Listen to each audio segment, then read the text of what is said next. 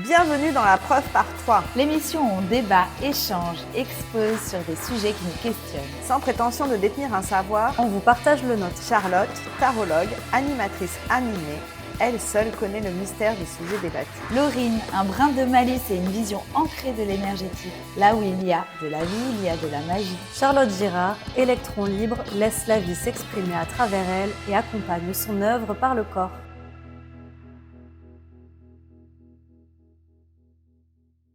Bienvenue dans notre premier épisode. Bienvenue les filles. Salut, comment ça va?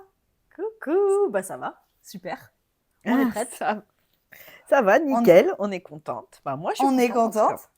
On est tout ambiancé. On se retrouve pour ce premier épisode de la preuve par 3. On a un peu le trac. Ça va. Ça va? cas. Moi, j'ai hâte, j'ai trop envie de connaître le sujet, Charlotte. Ouais. Moi, je connais déjà le sujet. Sur Instagram, vous avez pu voter pour votre premier sujet préféré. Alors, ça s'est joué serré, hein. Vraiment. Ça s'est joué à pas grand-chose, à 3-4 votes près, pour être exact. Et du coup, le sujet du premier épisode, c'est l'autosabotage. Ah, ok, Charlotte J'ai Girard avait gagné. bien deviné. Ah oui, parce qu'elles essayent de deviner les sujets et je ne lâche rien jusqu'au bout, en fait. Et là, c'est un sujet quand même assez sympa pour un premier épisode. Donc, les filles ne sont pas préparées au sujet. Moi, je connais le sujet. J'ai quand même quelques petites questions à vous poser et à nous poser dessus. Donc, nous voilà partis pour quelques minutes ensemble pour débattre sur l'autosabotage, ce que ça vient faire dans notre vie, là où ça se joue aussi, pourquoi, d'où ça vient, qu'est-ce que ça nous crée comme obstacle ou qu'est-ce que ça nous crée comme croyance, tout ça quoi. Alors, qu'est-ce que vous en pensez, vous, déjà, de ce qui nous pousse à nous auto-saboter? Tu veux dire quelque chose, Laurine? Vas-y. Bon, moi, je vais mettre les pieds dans le plat direct. Vas-y. Ça s'est fait. Non, mais ce que je pense, c'est qu'il n'y a qu'un ego qui a peur qui peut s'auto-saboter. Il n'y a qu'un un ego qui ne veut pas revivre l'échec et qui ne veut pas revivre les moqueries, qui du coup ne va pas oser faire et va détourner et s'interdire de faire pour ne pas souffrir. À mon sens, l'autosabotage, c'est ça. Ouais. Ce qui nous pousse, c'est encore et souvent peut-être des traumas ou des choses qu'on a déjà vécues, des situations qu'on a déjà vécues et où on se raconte peut-être une histoire de se dire ça va se repasser pareil en fait. Donc pourquoi j'irais finalement? Oui. Moi, je crois que c'est... Ouais, moi, je pense que c'est la souffrance de l'ego qui fait qu'on s'auto-sabote. Ouais. C'est un ego qui a peur. Ouais, il y a une histoire de légitimité. Est-ce que je suis légitime à faire ça ou pas à faire ça? Mais en fait, ça veut dire qui est légitime.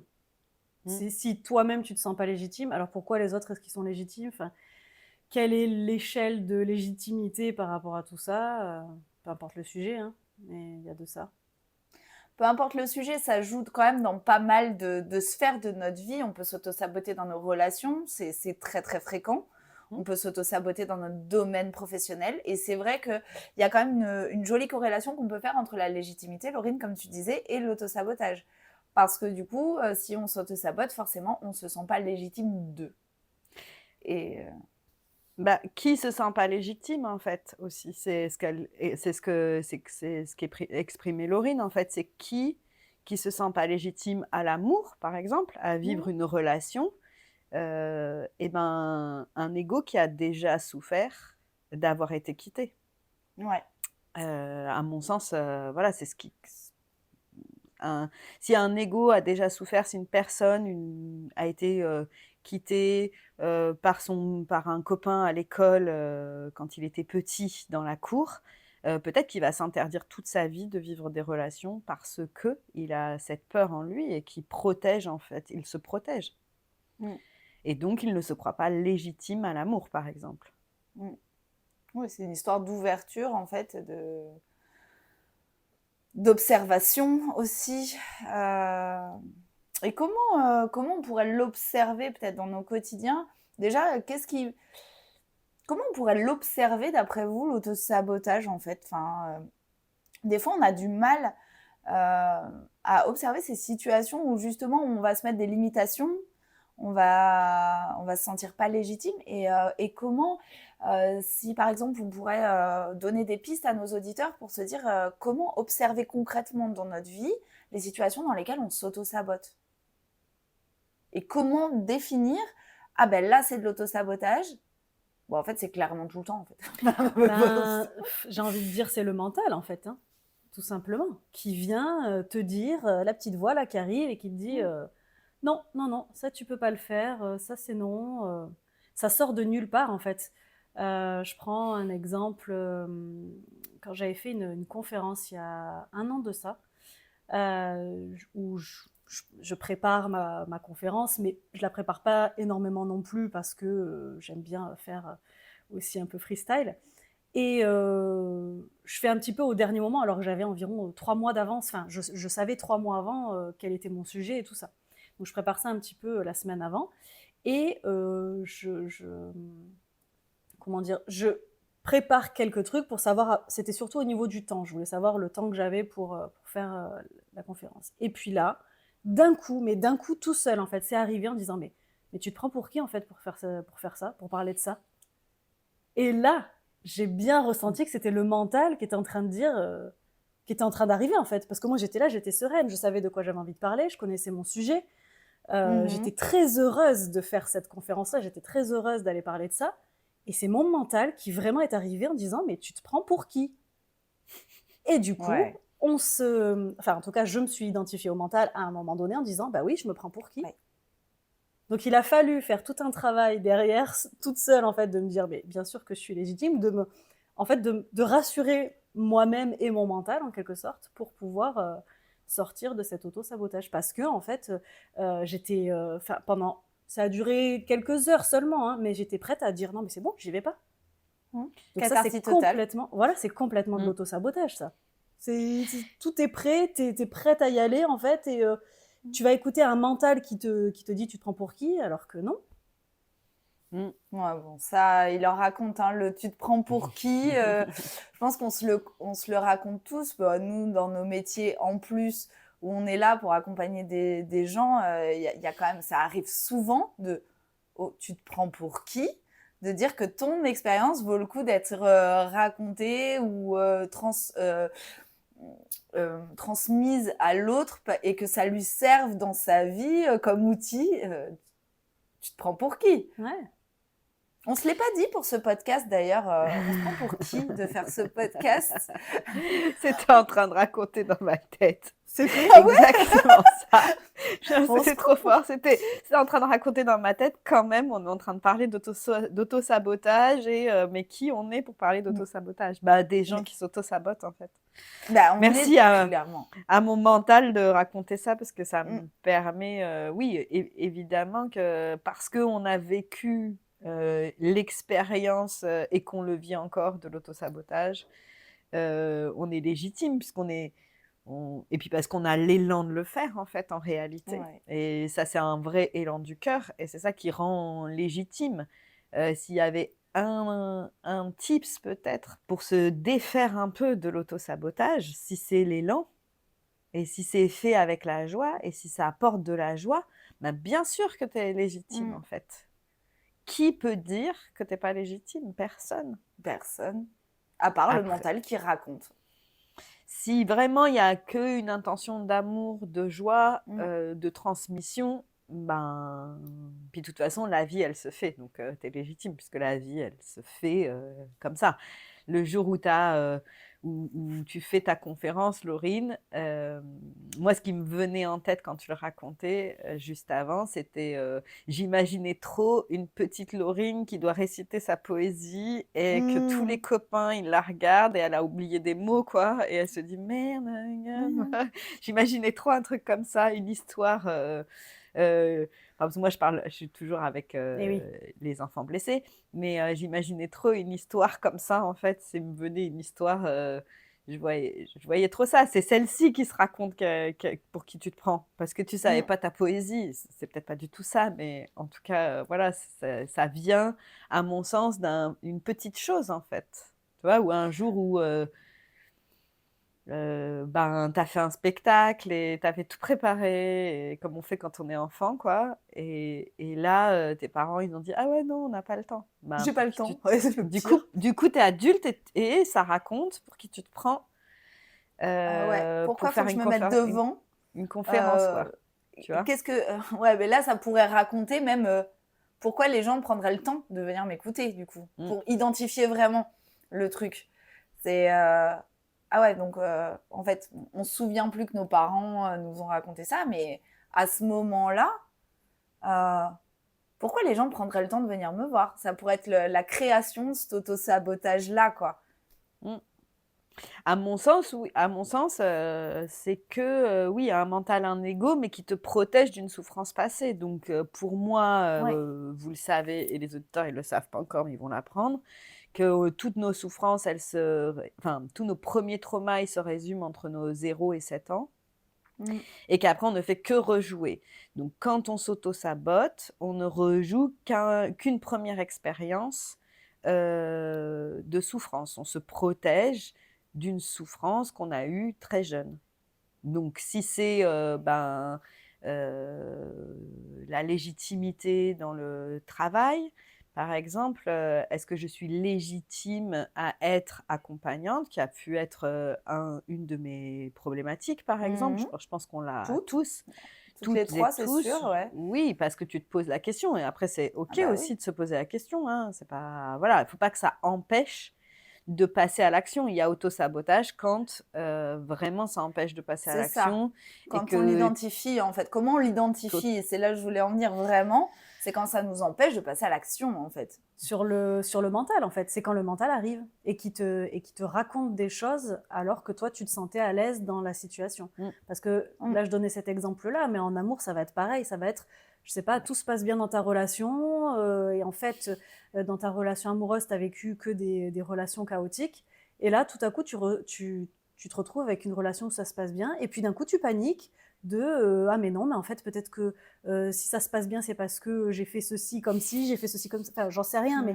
Et Mmh. du coup, tu vas, Ah tu vas ouais, mettre de l'auto-sabotage dessus parce que le mental vient te raconter des choses, alors comme disait Charlotte ouais. Girard, parce que ça vient appuyer sur un trauma de l'enfance, etc. Ça vient chercher Euh, un truc. voilà. Mais dans les relations, on est quand même clairement, on s'auto-sabote quand même relativement souvent, en fait.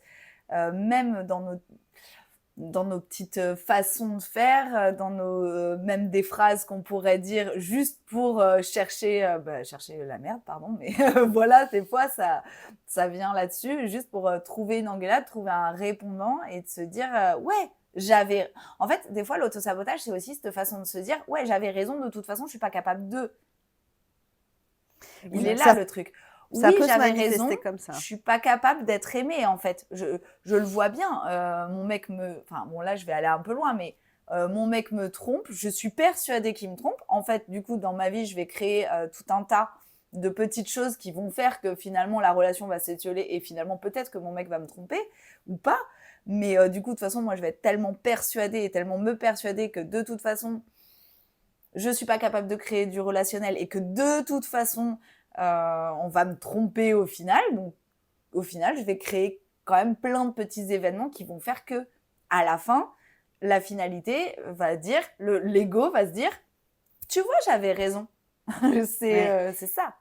Mais ce qui est parfait, hein, à mon sens, ce qui est trop beau, enfin en tout cas ça réagit comme ça à l'intérieur de moi, je me dis: «Mais quel cadeau!» Mais quel cadeau Parce que aussi. si, tu es persuadé que, ben, ton mec va te tromper. Si on part sur ce postulat de tromperie, si on part Oui, sur le postulat de la tromperie, en fait, beaucoup. évidemment, tu vas trouver même un gars qui est infidèle, hein, ça c'est Ah clair. ben oui, Et puis même un autre, et puis encore un autre, et puis tu vas c'est quitter ça. ton autre gars, ton autre gars, ton autre gars, jusqu'à ce que tu regardes enfin. Ok. Mm.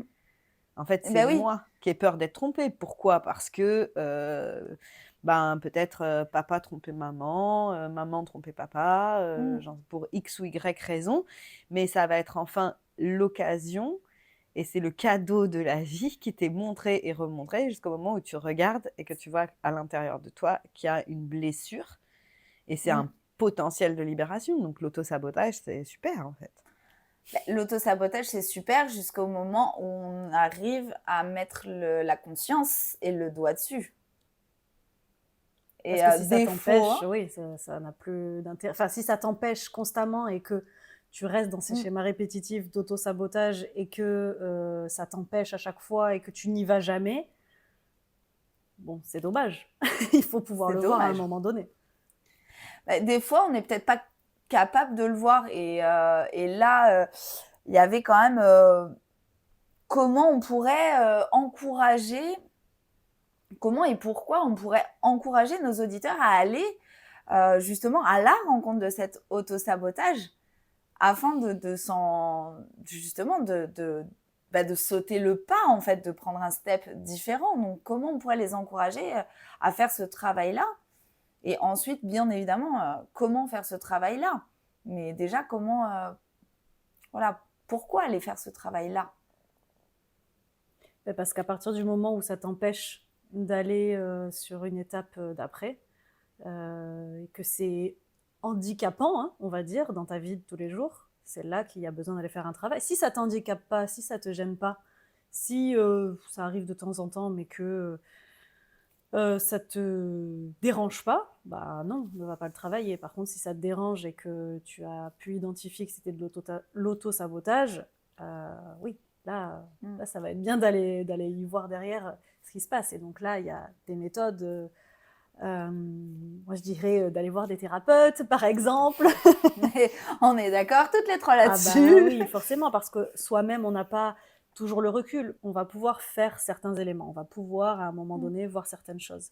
Mais on n'a pas ce regard extérieur, et je dis toujours en fait, hein, mais que ce soit un thérapeute ou un ami, par exemple, d'en parler déjà une première fois avec quelqu'un, d'avoir ce regard extérieur qui va permettre de voir quelque chose que nous-mêmes on ne voit pas, déjà ça permet d'identifier. Et ensuite, on va aller faire Mais un oui. travail derrière pour savoir d'où ça vient. Mais clairement, regarde, on peut parler de moi, hein, c'était quand il y a 2 semaines où Charlotte, elle m'a dit, oh, c'est quoi, qu'est-ce que tu te racontes? C'est quoi ton mental qui te raconte des conneries? Je me suis pris un coup de pied aux fesses, en fait. Mais voilà, et c'est juste en parlant avec des amis, en fait, parce que des fois, même nous, pourtant, on est sur un certain chemin, on arrive quand même à travailler sur nous et tout, mais des fois, c'est hyper compliqué. Enfin, faut pas non plus culpabiliser de pas réussir à l'observer et à s'observer. Donc, le but, c'est déjà d'en parler à quelqu'un, quoi, en fait. Je trouve que j'avance pas dans tel domaine ou tel domaine de ma vie. Il y a des situations qui se répètent. Et le fait d'entendre, enfin moi personnellement, le fait d'entendre Charlotte me dire, oh, mais qu'est-ce que tu te racontes encore là? C'est pas fini cette histoire et machin et tout. Bah, direct, ça m'a remis les idées en place. Hein. Après, moi j'ai envie de dire aux gens que s'ils s'auto-sabotent, déjà ils n'ont pas beaucoup le choix que de le faire. Que en fait ils le font pas exprès hein, de s'auto-saboter, voilà. Ça fait rire Laurie. Ouais, je rigole On aura cet bon, échange voilà. un autre jour sur le choix. On arrivera plus tard sur le choix. Mais en tout cas, ils le font pas exprès hein, de s'auto-saboter. Ils sont pas là en train de se dire ah je vais m'auto-saboter. Et en fait, on peut juste faire confiance à la vie qui va te montrer et te remontrer et te remontrer. Et à un moment, en fait, tu vas en avoir marre, quoi. Ou pas. Mais après, c'est pas. Enfin. Moi, j'ai envie de dire, c'est pas. C'est chouette si ça te pèse d'aller voir quelqu'un, de discuter, d'échanger là-dessus. Oui, après, Voilà, si l'auto-sabotage ne te pèse pas, ben, c'est chouette aussi de pouvoir avoir des discussions avec des gens qui justement ouvrent des portes. Et c'est Mm. un peu l'objet d'être ici, c'est ouvrir des portes et voyons voir ce que tu observes après dans ta vie. Ah tiens, Ouais. ok, peut-être que là, en fait, je ne me rendais pas tout à fait compte, mais j'arrive pas à faire ça parce que je suis en train de m'auto-saboter. Peut-être que tu vas identifier direct la raison et c'est cool, et peut-être pas, et que tu auras besoin d'un thérapeute. Mais en tout cas, peut-être que déjà écouter des podcasts, des gens parler de tout ça, en fait, ça ouvre déjà la conscience de OK, Mm. je m'auto-sabote parce que, bah oui, mon mental vient me raconter n'importe quoi parce que lui, il adore ça. Tant qu'il peut blablater, mais on n'est pas obligé de Mm. l'écouter. Et si on est complètement identifié au mental et qu'on l'écoute, et que là, ça devient pénible, qu'on est complètement identifié à la pensée de je n'ai pas le droit, je ne suis pas légitime, qui je suis pour être aimé, qui je suis, et que là, ça empêche et ça devient pénible, bah oui, un thérapeute, c'est bien, quoi. Mm. Et puis après, il faut peut-être pas tomber dans le truc de bon, bah, de toute façon, je sais que je m'auto-sabote. Et là, c'est encore une fois le mental qui raconte de toute façon, je sais que je suis nulle dans mes relations, je m'auto-sabote, j'en suis pleinement conscience et je ne peux pas faire autrement. Et là, ça va être encore une fois le mental qui Mm. auto-sabote l'auto-sabotage presque. Et en fait, on est un peu sur un serpent qui se mord la queue, quoi. Mm. Ouais, il y a une fuite à ce moment-là, Et il y a une effectivement, fuite. mais Mais est-ce que après, l'auto-sabotage, ça serait pas une fuite bah oui. Ah oui, oui. aussi? Oui, oui, bah c'est en fait, ça va aussi avec la peur de réussir, hein. Hmm. Parce qu'on parle beaucoup de la peur Bah de oui. l'échec, mais il y a la peur de réussir. C'est-à-dire que tu t'auto-sabotes souvent juste avant de réussir quelque chose. Mais Que quelque c'est chose. même Enfin, pire, je trouve. en fait, c'est ça, en fait. L'auto-sabotage, ça vient plus chercher pour moi la peur de réussir que la peur de l'échec, en Ouais. fait. Ouais. Bah En oui. fait, Bah, l'auto-sabotage te fait croire que tu vas aller vers l'échec parce Mm, que tu as peur de réussir. mm, ben, en fait, comme on est dans un monde duel, ça marche ensemble et ça n'est oui. pas indissociable. C'est une pièce avec deux faces. Donc, tu as la face réussite et tu as la face échec. Et il y a ce que je disais au départ, il y a qu'un ego qui a peur. Donc, l'auto-sabotage est un phénomène, bah oui, c'est un phénomène de l'ego. Donc, lui, il va ou avoir peur de réussir ou avoir peur d'échouer. Mais ouais, c'est comme on est dans un monde duel, c'est relié, quoi. Il y a pas d'autre Et de choix. toute façon, il Si a tu as peur peur d'y aller, quoi. d'échouer, voilà. Si tu as peur d'échouer, c'est que tu as peur de réussir, mais si tu as peur de réussir, c'est aussi que tu as très, très envie de réussir. Il y a toujours Mm, mm. je sais pas si c'est clair ce que je dis, mais Ah Oui, oui. oui. oui, oui. C'est juste OK. l'ego, en fait, il a peur d'y aller. Et du coup, il préfère bah, l'auto-sabotage, ça fait tourner les choses en boucle. Donc, du coup, on reste sur place. Du coup, le changement ne s'opère pas, que ce soit dans le côté, la vision positive ou négative de la pièce. Il peut y avoir un plus ou un moins. Bien évidemment, il n'y en a pas forcément, mais s'il peut y avoir un plus ou un moins, du coup, juste l'ego, il se dit non, mais en fait, je connais ma place, je suis là, je suis bien à ma place. Pourquoi ne pas continuer à rester à cette place en rejouant toujours les mêmes schémas et les mêmes scènes? Comme ça, je suis sûre de ne pas bouger de ma place et de ne pas changer, en fait. Ouais, il veut rester dans sa zone de confort, dans ses petites Mm, habitudes. Et oulala, attention, dès qu'il y a changement, il y a danger. Donc, je vais mm. Ouais. m'auto-saboter pour ne pas aller vers une zone inconnue.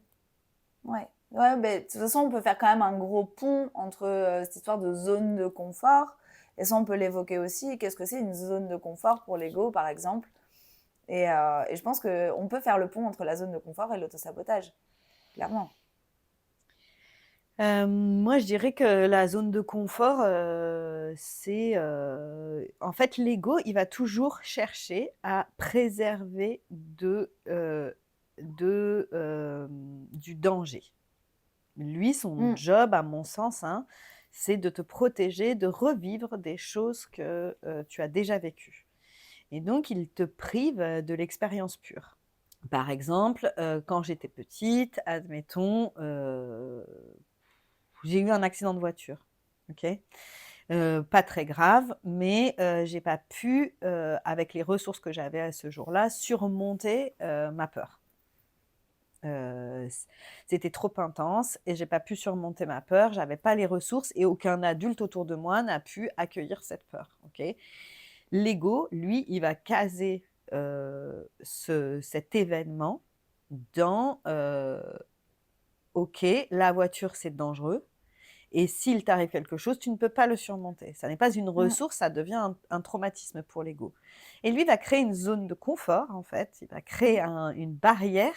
Et donc, tu ne vas pas pouvoir, ce qui était mon cas, hein, c'est mon histoire, mais tu ne vas pas pouvoir conduire. Chaque fois que tu vas être dans une voiture, tu vas pas être bien.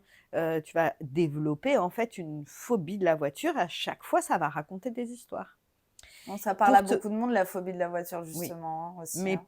mais pour te maintenir en fait Mm. dans cette zone de confort qui n'est pas du tout une zone de confort en fait, Non, mais dans cette qui ne- zone où lui, il sait qu'il a les ressources, Mm. il croit qu'il a les ressources parce qu'une fois, tu as vécu un truc qui n'a pas été accueilli. Ce qui est magique, c'est que tu retournes une fois, tu accueilles cette émotion et c'est fini en fait. Mm. Tu conduis et ça va, c'est terminé. Mais c'est ça, là, à mon sens, et je ne sais pas si Laurine elle est d'accord avec ça ou pas, mais à mon sens, la zone de confort, c'est ça. C'est l'ego qui crée une barrière parce qu'il croit que là, il ne sera pas en danger. Mm. Ouais, c'est ça. Et la zone de confort, elle est, je le dis souvent, hein, elle est parfois inconfortable, cette zone de confort. Et quand Ah on bah, vient en séance défaire des nœuds, quels qu'ils soient, donc par rapport au trauma qu'on a vécu, et que, en fait, tout ce qui est ancré en nous, en mémoire cellulaire, etc., ça va se modifier. Donc, je le dis, des fois, après un soin, on peut être un petit peu chamboulé parce que, en fait, tout ce qui était c'était notre zone de confort, même si on n'était pas bien à l'intérieur, même si nos mémoires cellulaires, elles n'étaient pas bien, etc., on en avait l'habitude. Puis d'un coup, on est en train de tout changer. Et là, on est là, oh là là, mais qu'est-ce qui se passe? oula, Et en fait, c'est parce que il y a ce pourquoi j'y vais? moment de changement pour revenir vers un meilleur confort, Mm. mais qui est désagréable à ce moment-là. Donc, Ah bah oui. ouais. Et puis c'est de pas s'attendre à ce qu'il y a derrière cette barrière-là, en fait. C'est Et l'inconnu. c'est là où tu crées de l'autosabotage aussi. C'est non mais je dépasserai pas la barrière parce que je ne sais pas ce qu'il y a derrière et je sais pas si je serai en sécurité et du coup j'y vais pas. Ouais. Après, il y a aussi une autre chose dans ma façon, en tout cas à moi, de fonctionner, et je pense que vous aussi, je ne sais pas, qui crée de l'autosabotage, c'est aussi les liens et la loyauté envers nos familles, envers nos parents. Mm. En fait, tu ne peux pas, par loyauté, il est probable que tu ne puisses pas gagner plus d'argent que tes Ah oui. parents.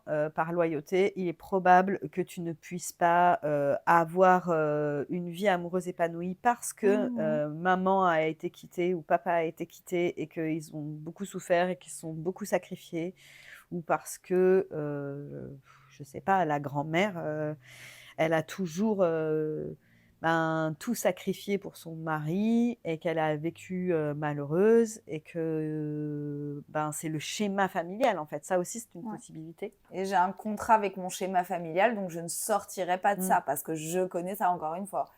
Voilà. Et après, moi j'ai quand même dans mes séances, je donne toujours des rituels pour libérer les choses et tout. Et le nombre de personnes qui ne font pas les rituels de libération. Donc, on veut un tirage, on veut un rituel pour sortir d'un schéma, mais finalement, et là encore, on retrouve de l'autosabotage. C'est-à-dire que, ok, je fais un petit pas pour essayer de me sortir de ma clôture.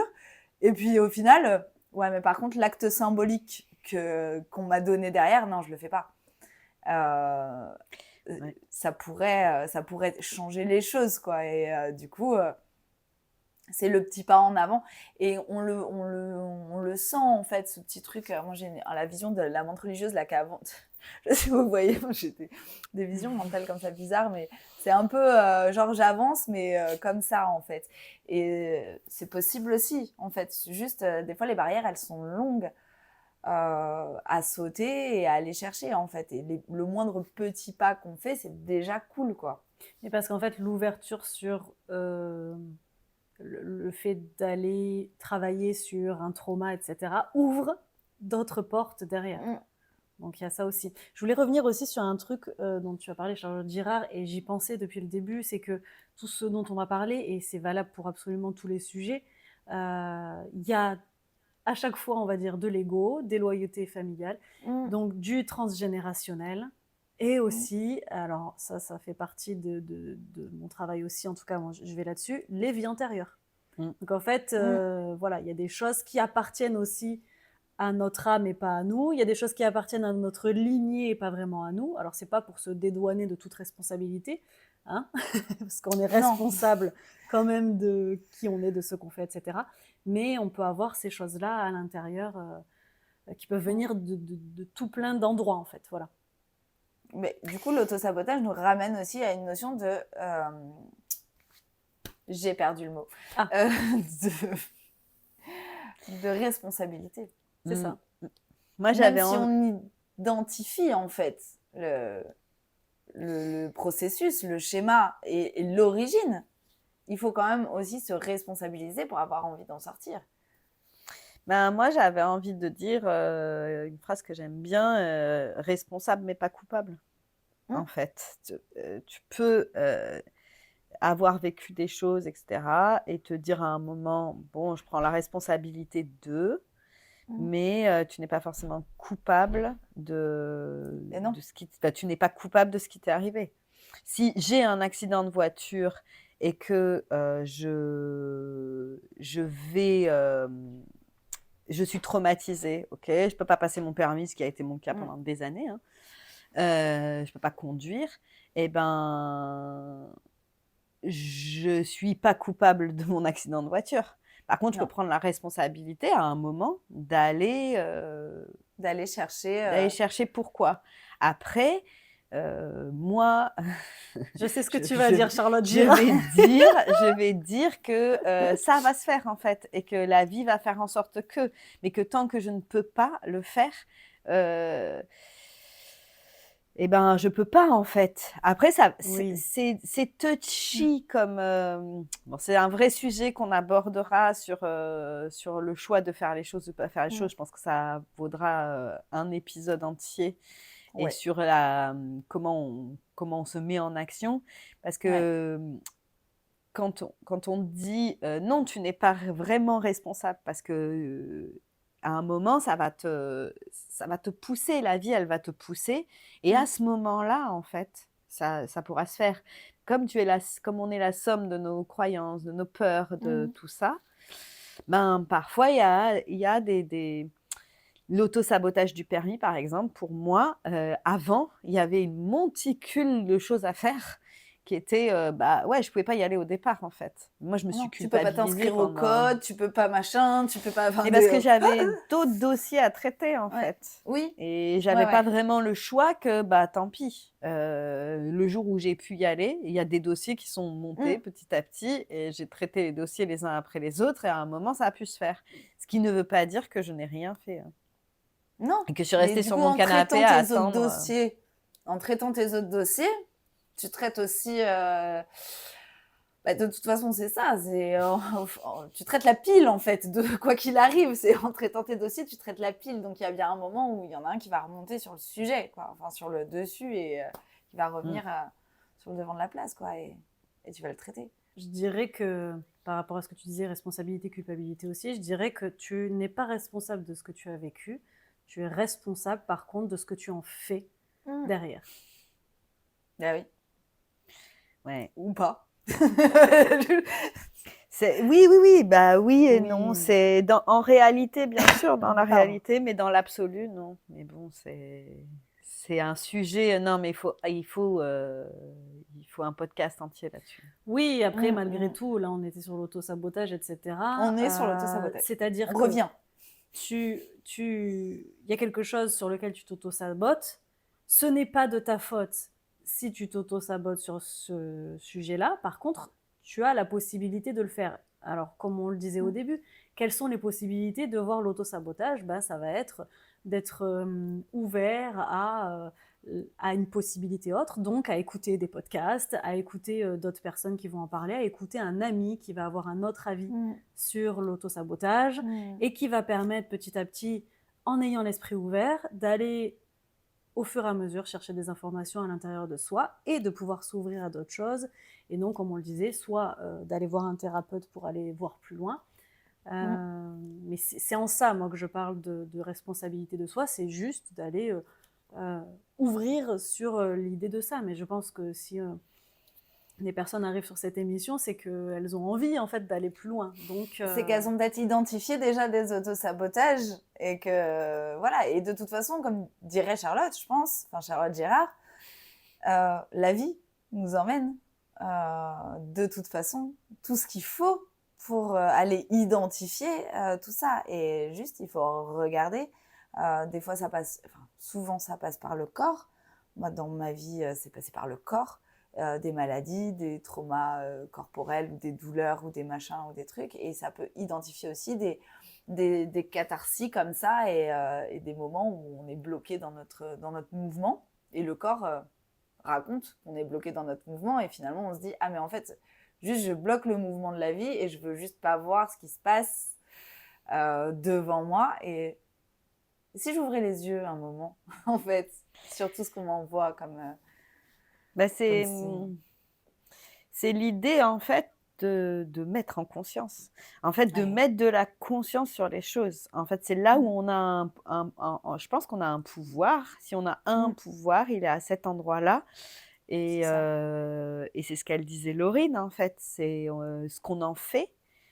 C'est je regarde, j'observe, ok, et en fait, je vais écouter ce que la vie me donne. C'est-à-dire, le podcast qui m'est envoyé, tiens, je tombe dessus sur l'autosabotage, ok, je l'écoute. Le copain qui va me dire une chose qui va me faire penser ah tiens, ok, c'est vrai. Et là, ça va s'ouvrir, en fait. C'est une ouverture de conscience, en fait, qui fait qu'on peut dépasser les choses. À mon sens, il n'y a que ça. Mais... Je pense aussi c'est un détricotage en fait.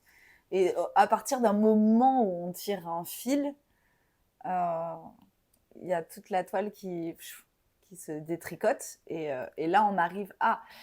Et donc, bien évidemment, en fait, c'est juste mettre de la conscience sur un schéma et quelque chose. Et sur, je pense, la plupart des sujets qu'on va pouvoir évoquer dans cette émission, ça va être toujours un peu ça, en fait. Ramener de la conscience sur certaines choses, juste pour... Et ça voudrait dire quoi, ramener de la conscience? Peut-être que ça sera le sujet d'un prochain podcast, on ne sait pas. Mais c'est juste, en fait, prendre une loupe et décider de regarder. Ou décider d'enlever les lunettes de soleil, si on a des lunettes de soleil, pour voir juste les couleurs différemment, en fait. Ou décider d'en mettre si on a une mauvaise vue. Mais c'est un peu ça, en fait, l'idée. Si on pourrait apporter une conclusion à l'autosabotage, ça serait quoi, d'après vous? Moi, si j'ai envie de dire quelque chose, en tout cas aux gens qui nous écoutent, c'est mettez de la conscience sur ce qui vous arrive. Prenez du temps, en fait. Parce que si vous êtes toujours dans votre vie, la tête dans le guidon, en train de courir partout après la vie, vous n'allez pas pouvoir mettre de la conscience. Donc déjà, de prendre du temps pour soi, de qui on est, comment on se sent. Est-ce que, ok, je suis en train de faire ça, est-ce que je me sens vraiment bien là-dedans? Est-ce que vraiment, ok, j'ai peur de faire ça, est-ce que vraiment j'ai peur en fait? Ou est-ce que j'ai tellement envie que j'ai peur d'échouer? Juste de mettre un petit peu d'espace entre l'action, comme une espèce de, j'aime bien dire, comme une respiration. En fait, mettre une respiration entre le personnage que vous êtes, la vie que vit ce personnage, et qui vous êtes vraiment à l'intérieur. Juste un petit souffle de temps en temps. Ça peut passer par pratiquer du yoga, je sais pas, oui, aller marcher. Aller marcher, aller voir un thérapeute, j'en sais rien, prendre un Se temps. poser une minute. Où tout ce bouillon-là, il est là en permanence et on court après la vie, juste on respire un peu. Et là peuvent émerger en fait les solutions du vivant. à mon sens. Et ça marche pour l'autosabotage, mais ça marche pour tout. Mais si moi j'ai un tips à donner, c'est mettez une respiration, quoi. Ouais. Laurine, aurais-tu un tips à nous donner pour Non, c'est l'autosabotage suffisant. pour Je pense conclure? qu'on peut conclure On sur est ce qu'a pas dit mal. Charlotte Girard. Hein. On peut conclure sur ce qu'a dit Charlotte. Le prochain sujet de l'émission, auquel de toute façon, et comme vous avez pu le voir aujourd'hui, à part si vous décidez d'enlever des lunettes et d'essayer de plonger un petit peu à l'intérieur de vous pour découvrir justement tous ces petites toiles qui se tissent, il n'y a pas de preuve, on ne vous apporte pas de preuve, hein, c'est juste aller tester, engagez-vous dans votre propre voyage. Nous, on va s'engager vers notre prochain sujet d'émission, tout aussi passionnant. Je vous invite à nous rejoindre sur les réseaux sociaux aussi pour venir apporter votre petite pièce et venir débattre avec nous de ce sujet, venir nous raconter ce que vous pensez de l'autosabotage. Je vous invite aussi à discuter avec Charlotte Girard, avec Laurine ou avec moi si vous n'arrivez pas à identifier justement, vous avez du mal à identifier vos autosabotages, on peut être là pour ça, ou d'autres thérapeutes qui vous correspondent mieux. En tous les cas, voilà, je suis ravie d'avoir participé à cette première émission. Et c'était un sujet sympa. Ouais, merci pour ce premier épisode. Ouais, très cool. Très contente. Merci les filles. Et merci à vous qui nous avez écoutés. Voilà. Merci. À bientôt. À bientôt. Merci. Le meilleur moyen de nous soutenir si cette émission vous a apporté un angle de vue différent, c'est de vous abonner. Cliquez sur la cloche pour ne rien rater des prochaines émissions. Likez, partagez. Et rappelez-vous que la preuve, c'est qu'il n'y en a pas.